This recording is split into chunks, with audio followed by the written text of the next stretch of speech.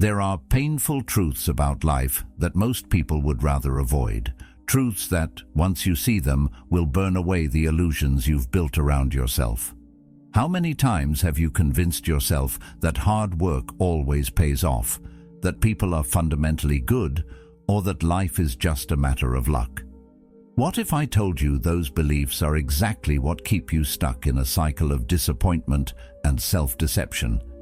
The truth is harsher than you think, and it's exactly the kind of wisdom the Stoics embraced. They didn't sugarcoat reality.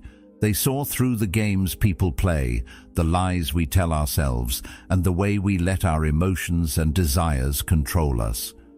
Once you understand these lessons, you'll see through the masks, the manipulation, and the illusions that everyone else is still clinging to.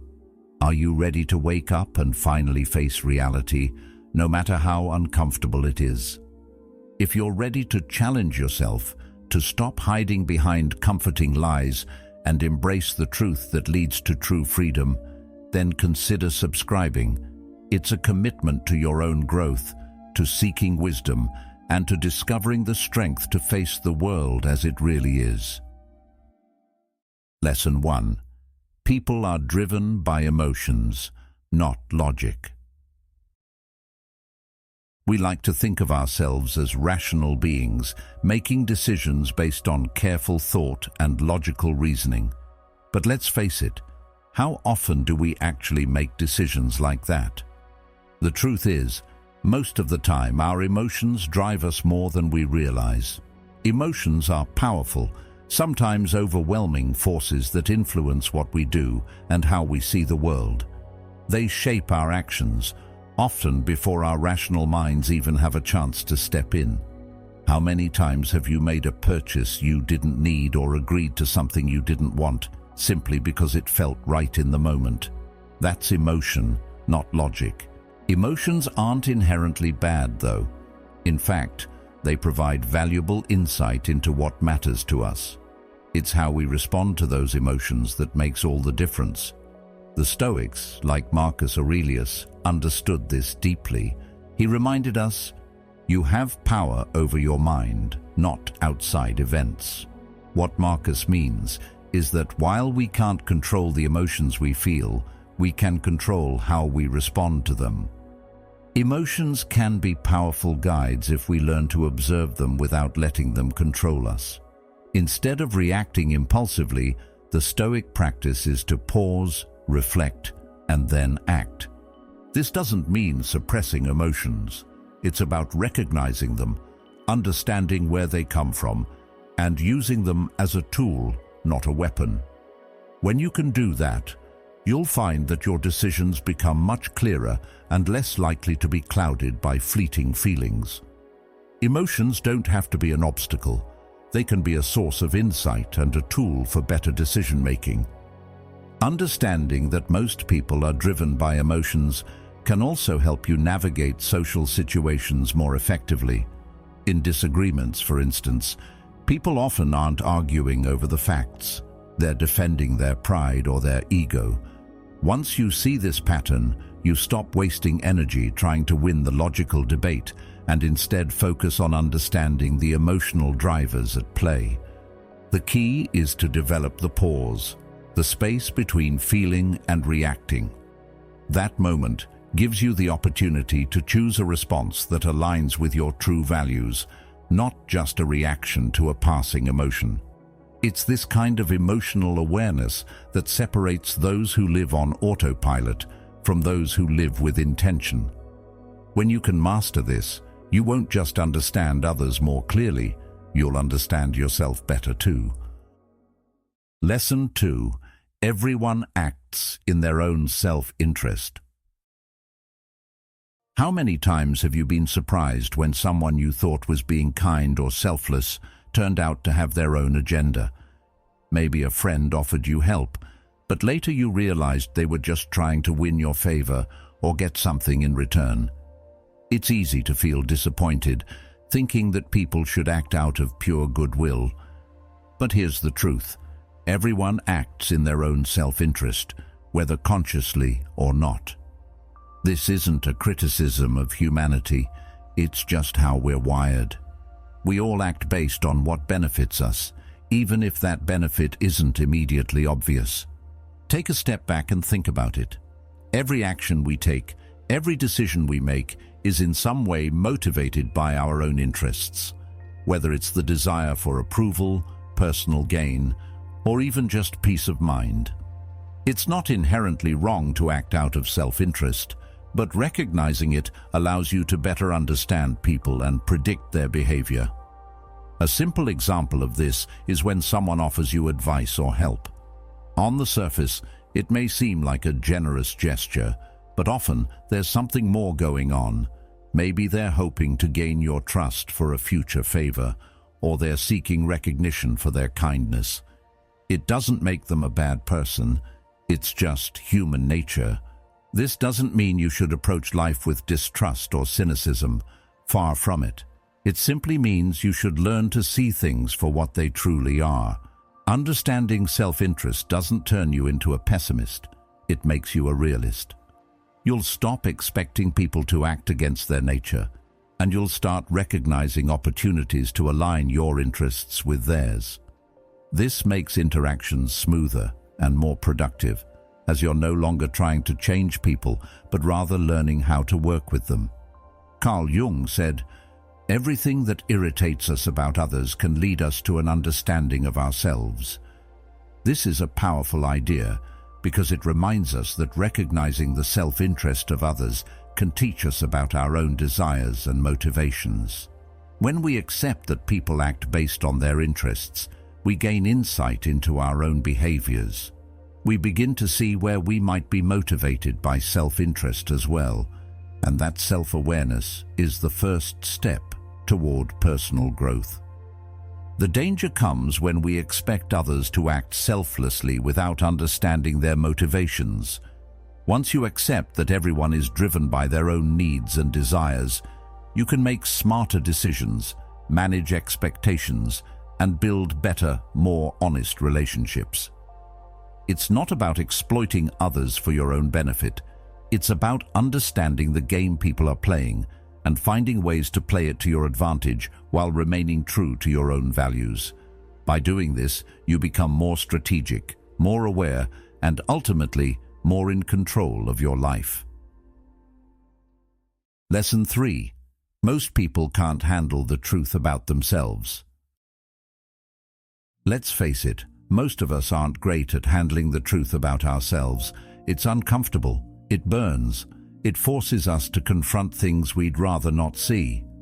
We all like to live in our little bubbles, surrounded by the narrative we've carefully constructed about who we are. It's much easier to maintain that story than it is to confront the uncomfortable facts. But here's the thing, the truth doesn't care about your comfort. It's not concerned with your ego or your image. The truth just is. Think about it. When was the last time someone told you something about yourself that you didn't want to hear? Maybe it was a critique from a friend or a colleague. Perhaps it was something you knew deep down but weren't ready to face. The natural response for most people is defensiveness. It's like an instinct. We quickly try to explain, justify, or deflect the criticism. Why? Because accepting that truth would mean admitting something we don't want to acknowledge. But the longer we avoid the truth, the more we limit our own growth. The Stoics understood this all too well. Marcus Aurelius, for example, was known for his brutal self-examination. In his writings, he often reflected on his own weaknesses and flaws, not to beat himself up, but to improve. He wrote, "How much trouble he avoids, who does not look to see what his neighbor says or does, but only to what he does himself." Marcus knew that growth required facing uncomfortable truths, even about himself. It's not about being perfect, it's about being honest. And when you can be honest with yourself, that's when real change begins. Most people avoid honesty because it requires vulnerability. It's much easier to stay in denial, to surround ourselves with people who tell us what we want to hear, and to protect our fragile sense of self. But this only keeps us stuck in the same patterns. If we never confront the truth about who we are, we can never change. It's a harsh reality, but it's a necessary one if you want to improve. The Stoics practiced a kind of brutal self-honesty. They weren't afraid to admit their faults, and they didn't shy away from confronting uncomfortable truths. They understood that without this self-awareness, they couldn't truly live according to their values or grow into the best versions of themselves. Epictetus reminded us, we cannot choose our external circumstances, but we can always choose how we respond to them. In the same way, we can't always control what others say about us, but we can control how we respond to the truth about ourselves. Do we face it and grow, or do we run from it and remain stuck? When you stop running from the truth, you stop being a prisoner of your own illusions. You take back control of your life. And that's where the real power lies. It's not in being perfect, it's in being honest, vulnerable, and willing to change. Only then can you truly become the person you were meant to be. Lesson 4. Success will make some people hate you. Here's a bitter truth. As you start to rise, some people will begin to resent you. It's not because you've done anything wrong, but because your success forces them to confront their own inadequacies. It's like a mirror that reflects their lack of progress, and not everyone can handle seeing that. They'll start comparing themselves to you, feeling threatened by your achievements, and even resenting you for doing what they couldn't. This isn't about jealousy in the traditional sense. It's deeper than that. It's about the discomfort that comes when someone else's success highlights your own unfulfilled potential. Marcus Aurelius, the Stoic emperor, understood this dynamic well. He wrote, "The happiness of your life depends upon the quality of your thoughts." Marcus was constantly under attack. His reign was filled with wars, betrayals, and internal conflicts. Yet he focused on maintaining his inner peace, no matter how others reacted to his success. He recognized that resentment from others had nothing to do with him and everything to do with the insecurities of those around him. His wisdom teaches us that success should not be measured by the approval of others, but by our ability to stay true to our values and maintain peace within ourselves. You see, success creates a mirror. It reflects the insecurities, failures, and missed opportunities in others, forcing them to either confront their shortcomings or find a way to discredit you. It's uncomfortable for many people to face the reality that someone else is achieving what they couldn't. But rather than taking it personally, you can choose to rise above it. Understand that this behavior has nothing to do with you, but with the internal battles others are fighting. Carl Jung also delves into this idea when he said, "The most terrifying thing is to accept oneself completely." When you reach a certain level of success, some people will try to tear you down, not because they hate you, but because your success challenges their own self-image. They struggle to accept their limitations, and your achievements force them to confront what they haven't accomplished. Instead of celebrating your success, they react defensively. They try to minimize your achievements, discredit your work, or even undermine your value. The key is recognizing that their reaction is more about them than it is about you. So, what do you do when this happens? First, don't take it personally. People's reactions are reflections of their inner struggles, not your shortcomings. Second, keep pushing forward. The more you rise, the more you'll face resistance, but that's also a sign that you're on the right path. The Stoics remind us that success should never be defined by external validation, but by our ability to remain grounded in our own values. Your progress is yours to claim, and no one else can take that away from you. In the end, success isn't about making everyone happy. It's about staying true to yourself, continuing to grow, and not letting the negativity of others derail you. Lesson 5. Everyone is trying to sell you something. Have you ever had a conversation with someone only to realize halfway through that they were just trying to sell you something? It could be a product, an idea, a favor, or even just validation for something they've done. It's subtle, but it's there. We've all been there. Someone offering unsolicited advice, pushing a product, or buttering you up before asking for a favor. And once you recognize this pattern, you'll start seeing it everywhere. It's not that people are being malicious, it's just that every interaction is an attempt to influence you in some way. Whether they're aware of it or not, everyone is trying to sell you something. The Stoics were keenly aware of human behavior and understood that people are constantly trying to influence each other. Marcus Aurelius, in his Meditations, wrote, "The soul becomes dyed with the color of its thoughts." He understood that we are constantly being influenced by others, whether we realize it or not. The challenge is learning to guard our minds, to be selective about where we direct our energy, and to be conscious of what we let into our thoughts and lives. When you realize that every interaction has an underlying motive, you stop being swept along by other people's agendas and start making intentional choices about who and what you allow to influence you. Now, this isn't to say you should become paranoid or distrustful. It's about being mindful. There's nothing wrong with helping someone out or accepting advice. But when you understand that everything comes with a cost or a hidden agenda, you start to make more thoughtful decisions about where you place your trust. You also become better at spotting when someone is manipulating the situation for their benefit.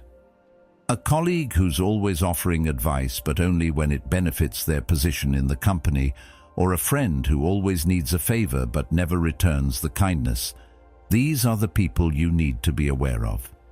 Recognizing when others are trying to sell you something, whether it's a product, idea, or even just their own self-interest, can be a powerful mirror. It shows us where we might be vulnerable, where we might be too easily swayed, or where we might be doing the same thing without realizing it. The more aware you are of how people try to influence you, the more you can step back and assess your own actions. Are you also trying to sell something, or are you allowing yourself to be influenced by someone else's agenda? In the end, the lesson here is about awareness. Once you see that everyone is trying to sell you something, whether consciously or subconsciously, you can make more conscious decisions. You don't have to be defensive or closed off, but you do have to be selective about where you invest your time, energy, and trust. Recognizing this dynamic doesn't just make you smarter in your interactions, it frees you to make better, more intentional choices in your life. Lesson 6. People will show you who they are, believe them. It's easy to get caught up in the words people say, especially when they're telling us what we want to hear. We all like to believe the best in others, and often we're quick to dismiss the little signs that might tell us something is off. But here's the reality. People show you who they truly are, not through what they say, but through what they do. It's in the small actions, the habits, and the consistent behaviors that they reveal their true character. The tough part is that we often ignore these signs, hoping for change, convincing ourselves that someone will eventually grow up or come around. But the truth is, people rarely change, at least not in the way we hope they will. Their actions, however, are a constant reflection of who they really are. Think about a time when someone said one thing but did another.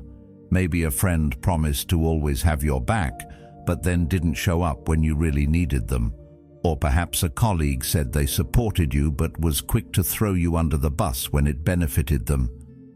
You might have excused their behavior, told yourself it was just a mistake, or hoped that next time they would act differently. The problem is, this isn't a mistake. It's their pattern. It's who they are. And the sooner we recognize this, the sooner we can stop setting ourselves up for disappointment.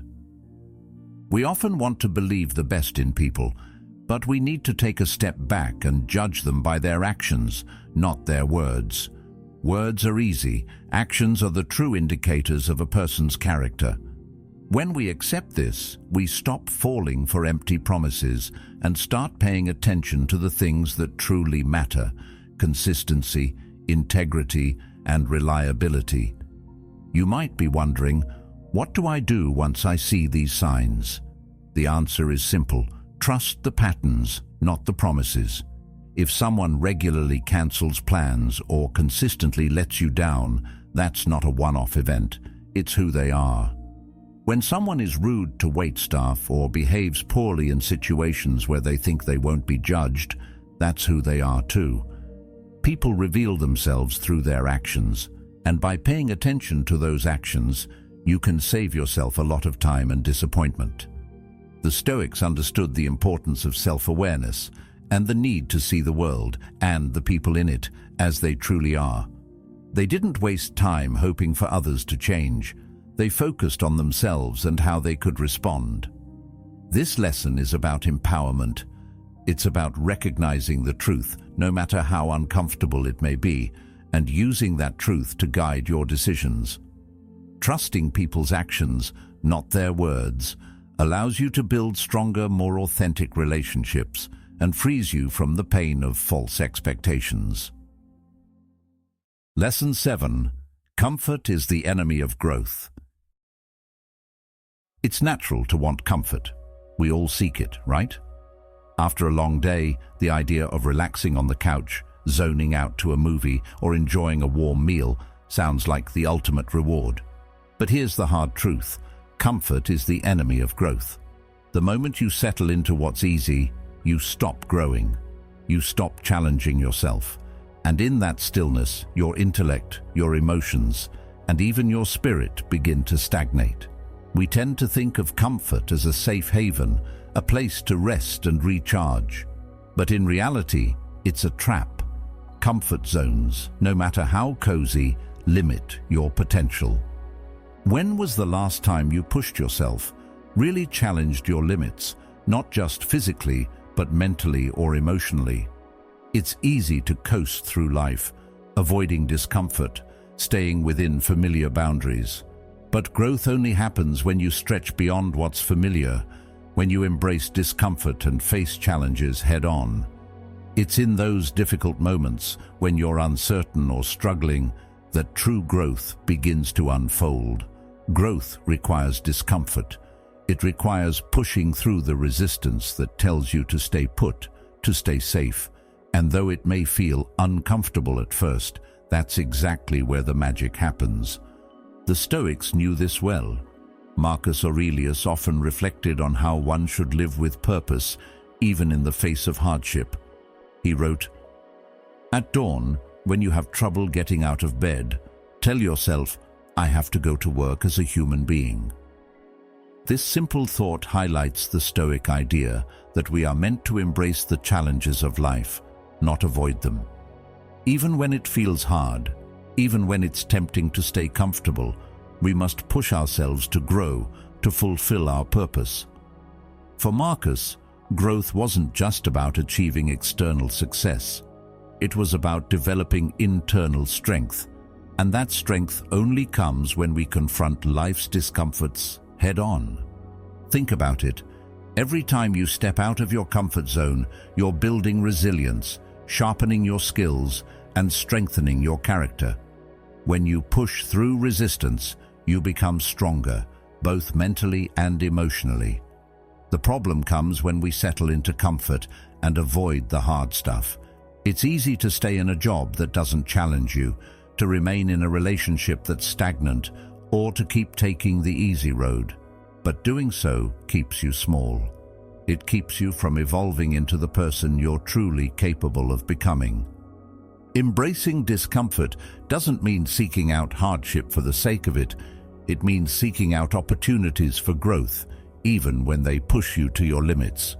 Whether it's tackling a new project at work, facing a difficult conversation with a loved one, or trying something completely new, those moments of discomfort are the very things that shape you into a better, stronger person.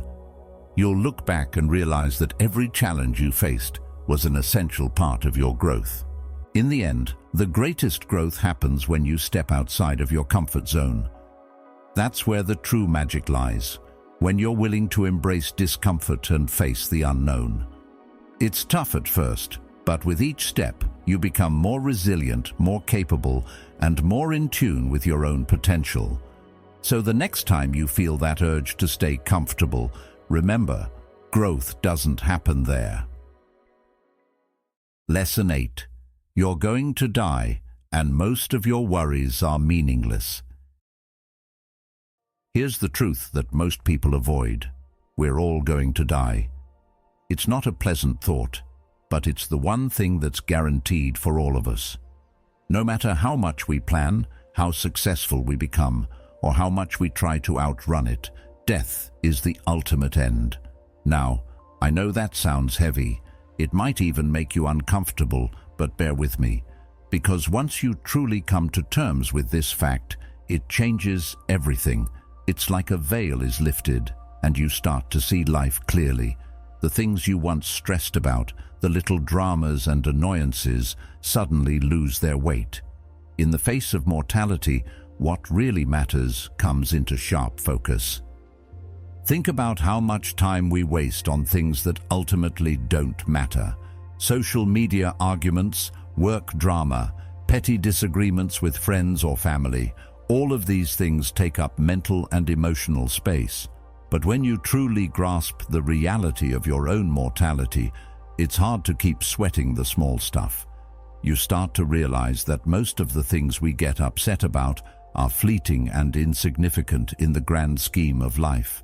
Why stress over something someone said online, or an argument that won't matter in a year? It doesn't mean those things aren't real, or that they don't hurt in the moment. But once you accept that your time here is limited, you start choosing where to spend your energy more wisely. Carl Jung also emphasized the importance of embracing mortality in his work. He said, "The privilege of a lifetime is to become who you truly are." Part of becoming who you truly are is realizing that your time is limited. This realization pushes you to stop procrastinating, to stop waiting for the perfect moment, and to start acting in alignment with your deepest values. It forces you to confront what's truly important and to prioritize it, because you know that the clock is ticking. The idea of death can be unsettling, but it's also liberating. When you acknowledge that your time is finite, you start to live more authentically. You stop wasting time on things that don't bring value to your life. Instead, you focus on relationships that matter, on work that fulfills you, and on experiences that align with your true self. You begin to realize that life is too short to live in fear of judgment, to chase after fleeting accomplishments, or to hold on to resentments. As the Stoics would argue, embracing death isn't about being morbid. It's about gaining clarity. It helps you cut through the noise and focus on what's truly important. It's a call to live intentionally, with purpose and passion. When you truly grasp the reality of your own mortality, everything else becomes less daunting. The small stuff. It fades into the background. What remains is the deep understanding that the time we have here is precious, and that ultimately is what gives our lives meaning. So, next time you find yourself stressing over something trivial, remember, you're going to die. And that, in itself, is the greatest reminder to live fully right now. Remember, life is short, and the only certainty is that we won't be here forever. So, stop letting the small stuff steal your peace and start focusing on what truly matters. Embrace the truth, live with purpose, and make every moment count. If this resonated with you, check out the next video on the screen to dive even deeper into Stoic wisdom. Thank you for being a part of Stoic Journal. Let's keep growing.